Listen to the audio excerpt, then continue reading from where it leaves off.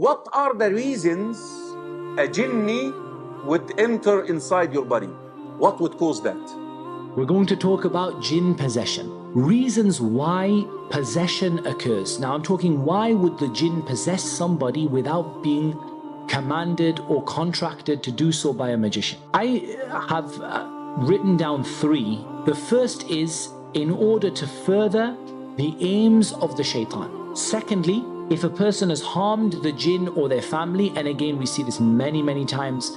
For example, they might go to the toilet and relieve themselves and not have the proper Islamic etiquette, and so they may end up sort of afflicting the jinn with something, and the jinn would return back in anger. Or likewise, they may harm some of their children or harm some of them by pouring boiling oil on them, pouring boiling water on them.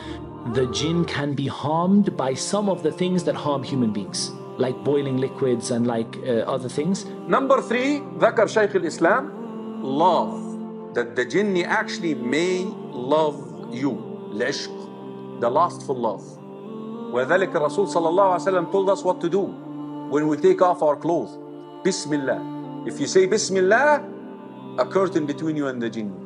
But how many of us come out of bed in the morning and you want to get your coffee from the kitchen? I stopped doing that after learning this. Guess what? The jinni is looking. And he's going to go inside that body. A lot of the sisters are possessed by jinn because of that reason, that the jinni actually likes the women. That's why the women also should be careful about the way that she dresses inside her bedroom. Can the jinni enter the body of the human just like that anytime? The answer is no. There are 4 conditions the jinni would enter into the body of the human. A person perhaps might be at their most vulnerable to jinn possession at times when they forget Allah. And there are a number of evidences for this.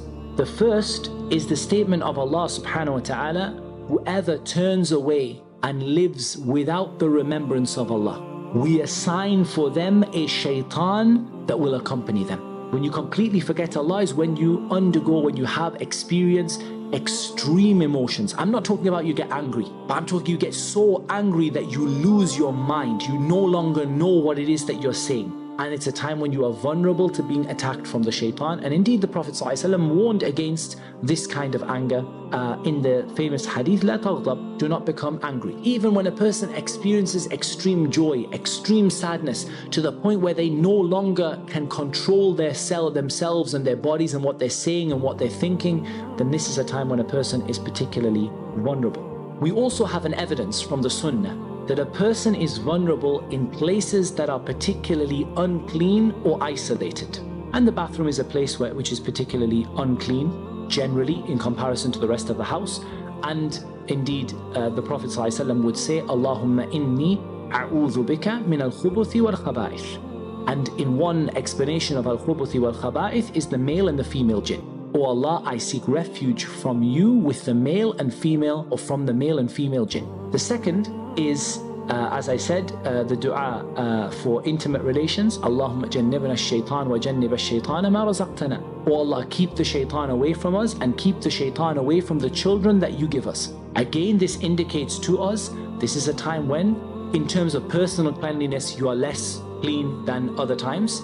In terms of your remembrance of Allah, you are further away from the remembrance of Allah than at other times. And therefore, the shaitan has a degree of influence, or a degree of a potential degree of influence over you, and you have a dua that pushes the shaitan away from you at this time. When you go to a new place, you say, A'udhu bi kalimatillahi tammati min sharri ma khalaq. I seek refuge with the perfect words of Allah from the evil that He has created, and no evil will touch you in that place. So you're in somewhere that's particularly isolated and deserted, or you end up in a new place, you drive into a new city, you climb out of your car, you say these words, nothing will afflict you.